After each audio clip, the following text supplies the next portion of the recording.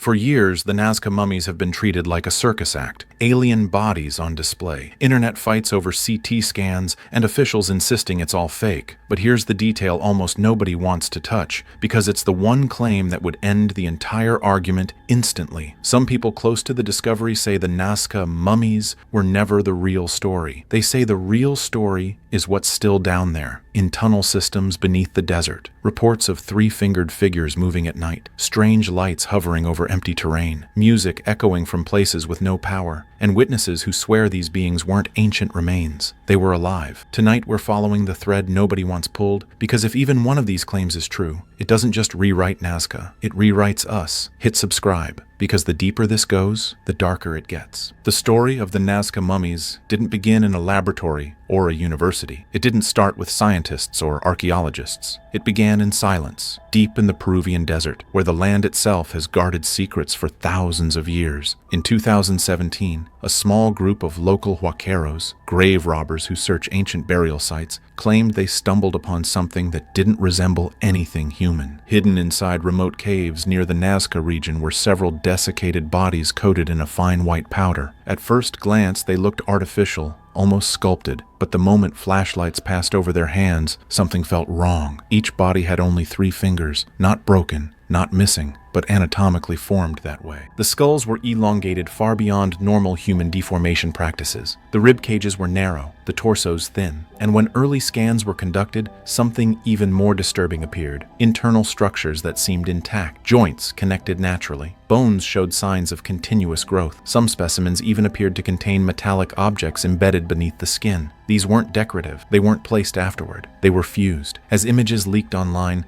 the reaction was immediate and explosive. Some dismissed the bodies as dolls. Others claimed they were ancient rituals gone wrong. But then carbon dating results complicated everything. Portions of the bones tested between 1,000 and 2,000 years old, placing them firmly in pre-Columbian history. That should have ended the discussion. Instead, it made it worse. Because if the bones were ancient, then someone either altered them centuries ago, or these beings existed long before modern civilization ever arrived. The specimens were given names: Maria, Josefina, Montserrat, and soon CT scans began circulating publicly. Unlike typical hoaxes, these images showed something unsettling. The bones were not glued together randomly. They aligned. They articulated. The joints bent where joints should bend. And in at least one case, researchers claimed to see what appeared to be eggs or embryonic structures inside the body cavity. That single detail changed everything, because no hoax had ever gone that far. And yet, no official excavation site was ever revealed. No coordinates, no protected dig, no archaeologists present at the moment of discovery. Just bodies, appearing from the desert with no origin story that could be verified, which raised an uncomfortable question.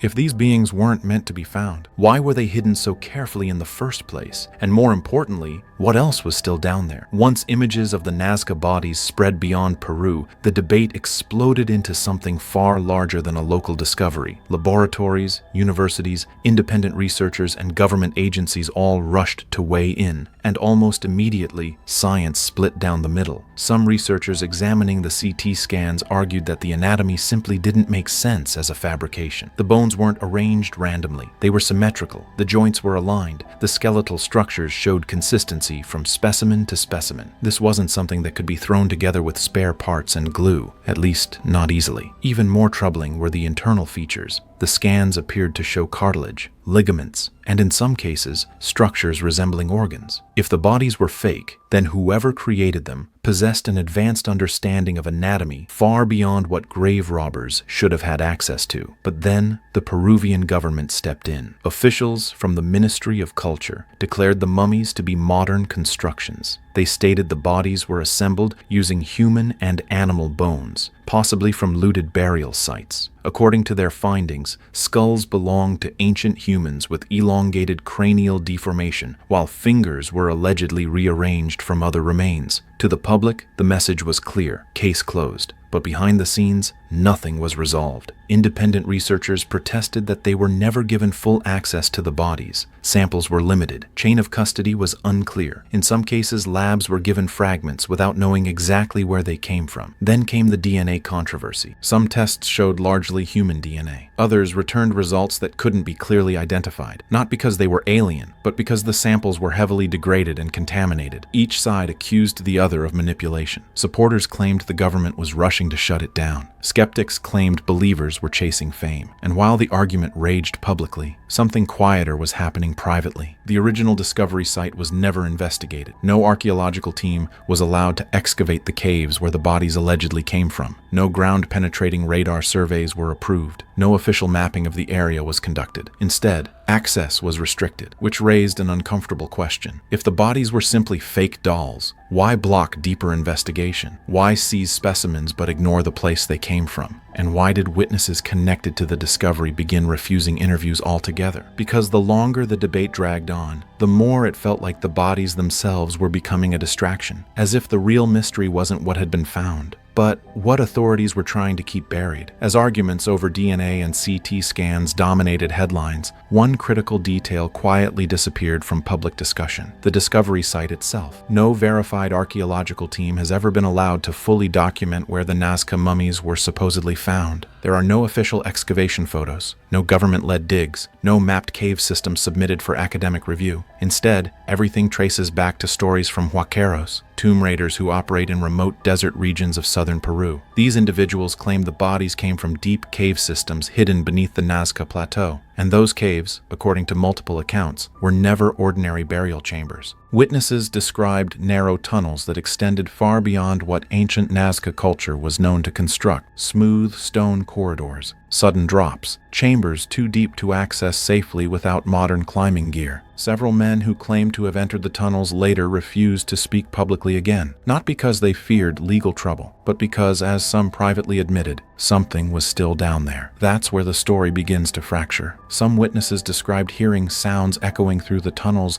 long after excavation stopped: metallic clicking, low humming, even what one man described as rhythmic tones, almost like music, coming from deep underground. Others claimed lights appeared in the distance, moving without any visible source. These statements were dismissed as exaggeration until similar descriptions began emerging independently from people who had never met. Different regions, same details. Then came the whispers that truly unsettled researchers: that not all the bodies were recovered, that some chambers were intentionally sealed after discoveries were made, and that certain figures seen within the tunnels were not preserved remains at all, but moving forms. According to multiple off-record interviews conducted by independent journalists, several huaqueros claimed they saw small tridactyl beings retreat deeper into the cave network when lights were introduced. They didn't attack, they didn't approach, they fled. This is where authorities drew a hard line. Shortly after these claims surfaced, access to large portions of the region was restricted under heritage protection laws. Officially, it was to prevent looting. Unofficially, it ensured no one could return. No drones, no filming, no exploration permits. And suddenly, discussion about the site itself vanished from conferences and press briefings. Instead, attention was redirected back to lab results, back to bones, back to debates that could never fully answer the most disturbing question of all: if these were only fabricated remains, why did so many people insist that something was still alive down there? And why does no one seem willing to let the world look for it? At first, the stories coming out of southern Peru sounded impossible. Not just isolated creatures, not a hidden species, but an entire underground presence. Several individuals connected to the early discoveries began repeating the same idea: that the tridactyl beings were not extinct at all, that the mummies represented only a fraction of what once existed and what might still exist. According to these accounts, the caves beneath the Nazca region were not dead ends. They were part of an interconnected tunnel system stretching for miles, possibly built long before recorded civilization. Some described stone passageways so precise they appeared machined rather than carved. Others claimed sections were submerged beneath underground water channels, suggesting movement between land and water. That's when a new term quietly began appearing in private interviews. Transmedium. Witnesses claimed the beings were seen emerging near underground water sources at night, then retreating before sunrise. Not aggressive, not hostile, avoidant. One former guide, speaking anonymously, said they were warned never to follow movement deeper into the tunnels. He claimed others who ignored that warning experienced intense disorientation, loss of time, confusion, nausea, and overwhelming pressure in the chest. These symptoms mirrored reports later described by independent explorers in entirely different regions of Peru. No connection, no coordination, same effects. Some researchers began to question whether the tridactyl anatomy itself explained the behavior. Three-fingered limbs, lightweight skeletal structure, elongated skulls possibly adapted for low-light environments. If real, they would not belong on the surface world at all. But the most controversial claims came from those who said communication occurred, not spoken words, impressions. Several witnesses described sudden thoughts that did not feel like their own. Images of tunnels, water, movement downward. One man described it simply. It felt like being told to leave. As these stories spread, something strange happened. Researchers who had previously been vocal supporters stopped giving interviews. Emails went unanswered. Scheduled appearances were canceled. Entire social accounts went silent. Behind closed doors, some admitted they were being advised to step back, not by authorities, but by colleagues who feared the implications of what the story was becoming. This was no longer about artifacts. It was about living intelligence. And that was a line many weren't willing to cross publicly, because proving ancient remains is controversial. But suggesting something still exists beneath one of the most studied deserts on Earth, that invites scrutiny few could survive. By late 2023, discussion of live beings was officially labeled unverified folklore. Yet privately, the rumors continued that at night, lights still appear in restricted areas, that motion sensors occasionally trigger where no animals exist, that underground vibrations are detected with no seismic explanation. Nothing confirmed, nothing disproven, just enough uncertainty to keep the question alive. If these stories were entirely false, why did so many people step away instead of pushing harder? And why does every road leading back to the tunnels seem deliberately closed? As the rumors of living tridactyl beings spread, something unexpected happened. Science didn't rush in, it stepped back. Multiple independent laboratories that had initially expressed interest in deeper analysis suddenly declined further involvement. Requests for full-body DNA sequencing were delayed, then quietly rejected. Equipment approvals stalled. International sample transfer permits were denied without explanation.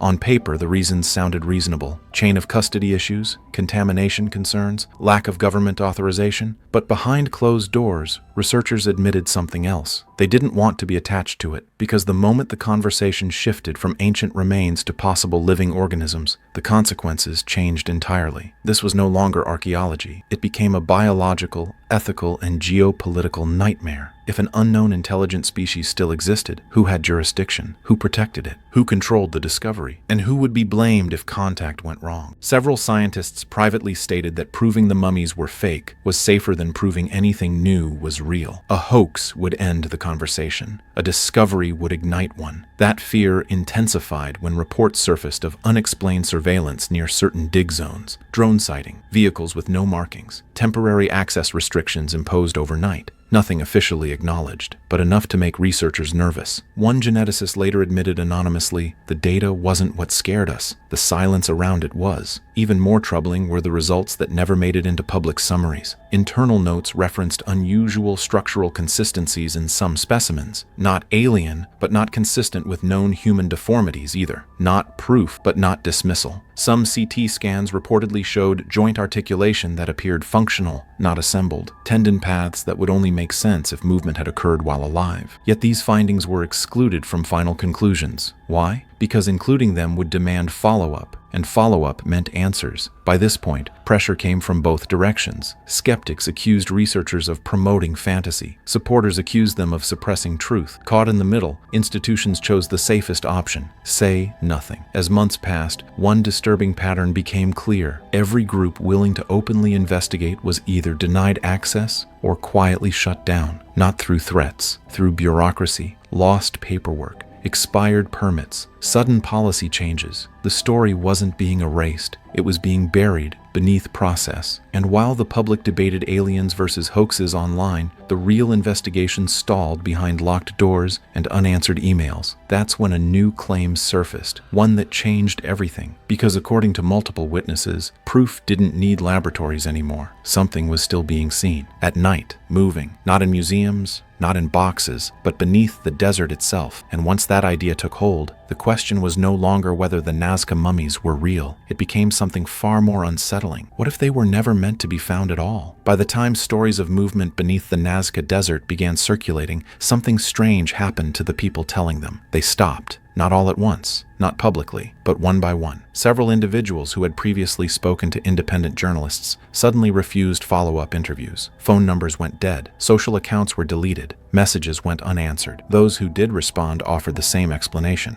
They were done talking. No lawsuits, no threats they would admit to, just silence. One former guide who had assisted excavation teams reportedly told a reporter only one sentence before ending contact forever. Some discoveries aren't supposed to leave the ground. Others described a growing fear, not of being mocked, but of being watched. They claimed unfamiliar vehicles parked near their homes at night, that phones malfunctioned after certain conversations, that strangers asked questions they shouldn't have known to ask. Again, none of this can be proven, but the pattern is what unsettled investigators, because it mirrored something else. Older oral legends from the region. Local Nazca stories speak of the ones below, beings that retreated underground after ancient disasters. Not gods, not monsters, watchers. The legends say they surface rarely, mostly at night, and only when disturbed, that they avoid humans unless their territory is violated. When these stories were compared with modern sightings, the similarities were impossible to ignore. Small figures, 3 elongated fingers, large eyes reflecting light, always retreating, never approaching, and always connected to tunnel systems. Some witnesses claimed they heard sounds before seeing anything, low vibrations, faint humming, almost musical in rhythm. Others reported glowing orbs emerging from the desert floor and disappearing vertically into the sky. Whether these were misidentified phenomena or something else entirely didn't matter anymore. What mattered was fear, not panic, not hysteria, but the kind of fear that makes people choose silence over attention. By this point, even the most devoted supporters began to hesitate, because hoaxes don't make people vanish from conversations, and legends don't suddenly align with modern testimony unless something deeper is being stirred. The desert had gone quiet again, but beneath that silence, something felt unresolved, and that's when a final claim emerged, one that reframed everything that came before it. As fear replaced curiosity, one theory began circulating quietly among researchers and locals alike. Not aliens from the sky, but beings beneath the ground. According to multiple testimonies, the Nazca region sits atop an extensive tunnel system far older than the desert itself. Some tunnels are believed to predate known civilizations, carved with precision inconsistent with primitive tools. These passages, witnesses claim, don't function like burial sites. They connect. Long corridors stretching for miles, chambers with ventilation shafts, areas where airflow can still be felt deep underground. Locals have spoken of entrances that appear after storms, then vanish again beneath shifting sand. This led to a chilling idea. What if the tridactyl beings weren't visitors? What if they never left? Ancient legends describe a time of catastrophe, floods, fires, sky changes, when surface life became dangerous. According to these stories, some beings retreated underground to survive, not to hide forever, but to wait. Supporters believe the mummified bodies may not represent an extinct species at all, but ceremonial dead, preserved intentionally by a still living culture below. That would explain why some bodies appear carefully prepared rather than buried. It would explain why different sizes exist, and it would explain why some chambers were sealed from the inside. Even more disturbing are reports that these beings are not hostile. They avoid humans. They flee light. They only appear when their environment is disrupted. Some researchers now believe the sightings coincide directly with modern interference, drilling, looting, unauthorized excavation, as if something was reacting. And then came the most troubling detail. Several witnesses claim that after certain dig sites were exposed, activity increased elsewhere, lights in distant areas, movement miles away from known caves, almost like relocation. If true, it suggests awareness, coordination, possibly intelligence. No proof exists, but the consistency of accounts continues to haunt those who've studied them, because the theory doesn't ask whether extraterrestrials exist. It asks something far more uncomfortable. What if another civilization has been sharing this planet with us the entire time, just out of sight? After everything, the mummies, the tunnels, the witnesses, the silence, one question remains. Not whether the Nazca beings were real, but whether the truth is something humanity is ready to face. Because if even a fraction of these accounts are accurate, then the greatest discovery in human history isn't waiting in space. It's beneath our feet. And that realization terrifies institutions far more than any flying object in the sky. A living species would force immediate global consequences, protection laws, ethical debates, military interest, cultural collapse, religious upheaval. Entire belief systems would fracture overnight. And that may be why the story never moves forward. Not because it lacks evidence, but because its implications are too large. The mummies remain locked away. The caves remain sealed. The witnesses remain silent. Every path toward resolution ends the same way. Paperwork, denial, delay. The public is told there's nothing to see, yet no one is allowed to look. Perhaps the truth is simple. If these beings still exist, they may not want contact. They watched civilizations rise and fall before. They survived disasters we barely understand. And maybe they learned the safest way to coexist with humanity is to stay hidden until they can't anymore. Because legends say they only emerge when the balance is disturbed. And in a world drilling deeper, digging faster, and demanding answers louder than ever, that balance may not last forever. The Nazca Desert has been silent for centuries, but silence doesn't mean emptiness. Sometimes it means something is still waiting, watching, and choosing when or if it will ever be seen again.